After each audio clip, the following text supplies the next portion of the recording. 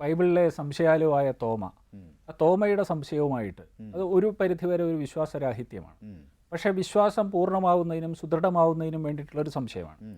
ആ സംശയവും ഈ മഹാഭാരതത്തിലെ ധർമ്മോത്തരയുടെ സംശയം തമ്മിൽ ഒരു സാദൃശ്യമില്ല. അവിടെ പ്രവാചകൻ്റെ അരുളപ്പാടുകളാണ് ഇദ്ദേഹത്തിന് പ്രമാണം. ഇവിടെ പ്രവാചകനില്ല.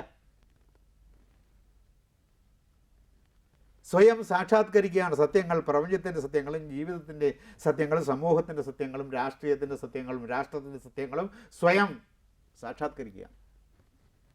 ധ്യാനം കൊണ്ട്, തപസ് കൊണ്ട്, മനനം കൊണ്ട്, ചിന്ത കൊണ്ട്, നിധിധ്യാസം കൊണ്ട്, സംയമം കൊണ്ട് സ്വയം സാക്ഷാത്കരിക്കുക. അപ്പോൾ ഇതുപോലല്ലേ മറ്റടുത്ത് സ്വയം സാക്ഷാത്കാരമില്ല. തൊട്ടറിഞ്ഞ് വിശ്വസിക്കുക എന്ന് പറയുന്നത് സ്വയം സാക്ഷാത്കരിക്കുന്നതിന് തുല്യമല്ല. സ്വയം സാക്ഷാത്കരിക്കുന്നതിന് തുല്യമല്ല. എന്തിനാണ് തൊട്ടറിയുന്നത്?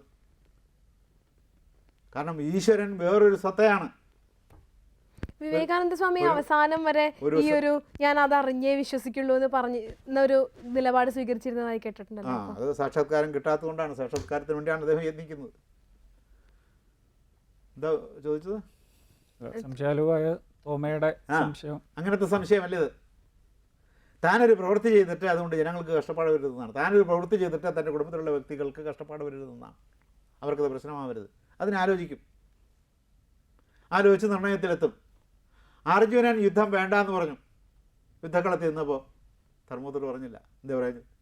ഇങ്ങനത്തെ സംശയമാണെങ്കിൽ പറയണ്ടേ? പറഞ്ഞില്ലെന്ന് മാത്രമല്ല, അന്ത്യ സന്ദേശം അദ്ദേഹം കൊടുത്തയക്കുന്നത്, ഉലൂപിന് കൊടുത്തയക്കുന്നത് കൗരവ വംശത്തെ മുടിച്ചിട്ടല്ലാതെ ഈ യുദ്ധത്തിൽ നിന്ന് ഞാൻ പിൻവാങ്ങുകയില്ല എന്ന് ദൃഢമായി പറഞ്ഞോളൂ എൻ്റെ അച്ഛനോട്, ധൃതരാഷ്ട്രോട്. അല്ലാതെ യുദ്ധത്തിൽ നിന്ന് പിന്മാറ്റമില്ല. അദ്ദേഹം പറഞ്ഞയക്കും. ഇത്രയും ആളുകൾ കൊല്ലപ്പെടേണ്ടി വരുന്ന യുദ്ധത്തിൽ നിന്ന് ധർമ്മോത്തർക്ക് പിന്മാറിക്കൂടെ? അവൻ ധർമ്മബോധമുള്ളവനല്ലേ, സത്യബോധമുള്ളവനല്ലേ, അവൻ നുണ പറയാത്തവനല്ലേ, അവന് സന്യാസത്തോടല്ലേ താല്പര്യം, അവൻ തപസ് ചെയ്യുന്നവനല്ലേ, യാഗം ചെയ്യുന്നവനല്ലേ, യജ്ഞം ചെയ്യുന്നവനല്ലേ, അവന് കാട്ടിൽ താമസിച്ചാൽ എന്താ എന്ന് ചോദിച്ചു. അപ്പോൾ പ്രശ്നം ഒഴിവായി കിട്ടുമല്ലോ. നല്ലൊരു വിദ്യയല്ലേ ഇത്?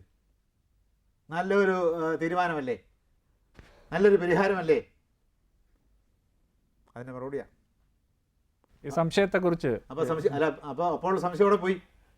മഹാഭാരത രചനയ്ക്ക് പ്രേരകമായ അതിൻ്റെ അടിസ്ഥാന തത്വങ്ങൾ അടങ്ങുന്ന, അതിൻ്റെ അടിസ്ഥാന തത്വ സമന്വിത ഘടിതമായ ദർശനം എന്ത് എന്ന് മനസ്സിലാക്കിയിട്ട് പറയുന്നതല്ല.